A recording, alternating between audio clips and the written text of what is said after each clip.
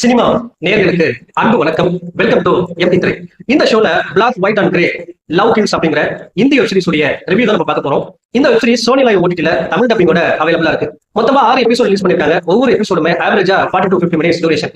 ஒரு small size web series அப்படினே சொல்லலாம். இந்த வெப் சீரிஸ் வந்து பாத்தீங்கன்னா ஒரு ரிப்போர்ட்டரை ஃபாலோ பண்ற மாதிரி அமைச்சிருப்பாங்க. அந்த ரிப்போர்ட்டர் வந்து பாத்தீங்கன்னா ஒரு முக்கியமான கேஸை டாக்குமெண்ட் எடுக்கிறதுக்காக களத்துல இறங்குறாரு. அந்த கேஸ் என்ன அப்படின்னா ஒரு டிராவலிங் போது 4 பேரை கொலை பண்ணிட்டு தான் சொல்லி சொல்றாங்க. அந்த கேஸை கையில் எடுக்கிறாரு. அதை இன்வெஸ்டிகேட் பண்றதுக்காக போலீஸ் கிட்ட இருந்து அந்த இன்வெஸ்டிகேஷனை தொடங்குறாரு. சஸ்பெக்ட் வந்து பாத்தீங்கன்னா ஒரு கால் டாக்ஸி டிரைவருடைய மகனா இருக்காரு.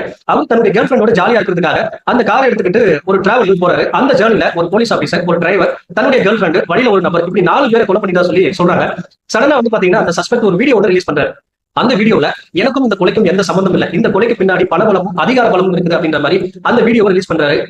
இவருடைய வெர்ஷனும் மற்ற வெர்ஷனும் வந்து பாத்தீங்கன்னா கம்பேர் பண்ணி பாக்குறாங்க. அண்ட் டுவர்ட்ஸ் தி எண்ட் யார் சொன்னது உண்மை, அந்த என்ன மாதிரியான கன்க்ளூஷனை கொடுக்குறாங்க அப்படிங்கறதா இந்த சீரிஸினுடைய மீதி கதை.